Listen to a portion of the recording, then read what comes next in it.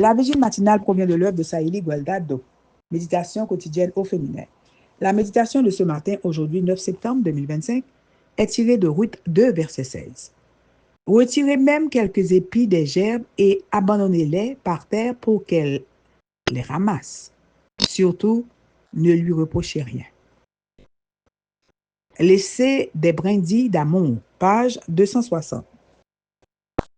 Un matin, alors que Madame Terre nettoyait son salon, elle a remarqué à travers les vitres teintées de sa fenêtre que sa voisine essayait tant bien que mal d'atteindre une branche de son citronnier qui avait franchi la clôture pour entrer chez Terre.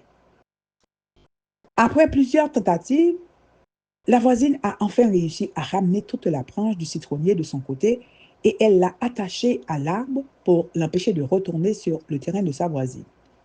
C'était un citronnier très généreux qui donnait constamment de bons fruits juteux. Environ 1 an après cet incident, le citronnier était complètement sec. Face à cette réalité, je me pose la question suivante. Le citronnier aurait-il séché si sa propriétaire avait continué à partager cette branche avec sa voisine Terre? Je n'aurai certainement jamais la réponse. Mais ce que je sais, c'est que le Seigneur ne voit pas d'un bon œil les personnes égoïstes. Nous sommes tous appelés à répondre aux besoins des autres, quel que soit notre statut social. Donner aux autres n'est pas réservé à ceux qui vivent confortablement. Personne ne peut dire qu'il n'a rien dans les mains pour aider les nécessiteux. Cela me rappelle la merveilleuse histoire de Ruth. La connaissez-vous?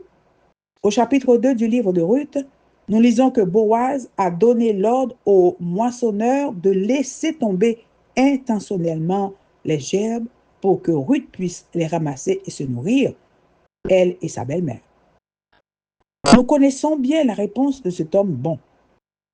La prospérité vient à tous ceux qui sont prêts à penser aux autres et pas seulement à eux-mêmes.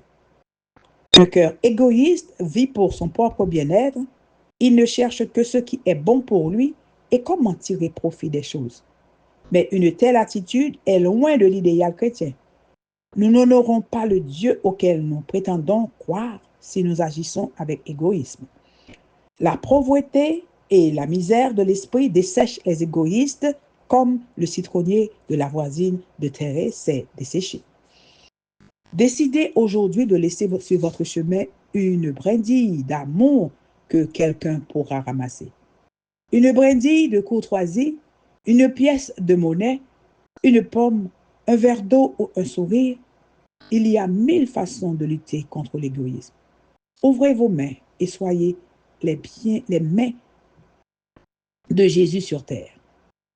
Il serait heureux de le faire lui-même, mais lorsqu'il est parti au ciel, c'est à vous et à moi qu'il a confié cette belle tâche.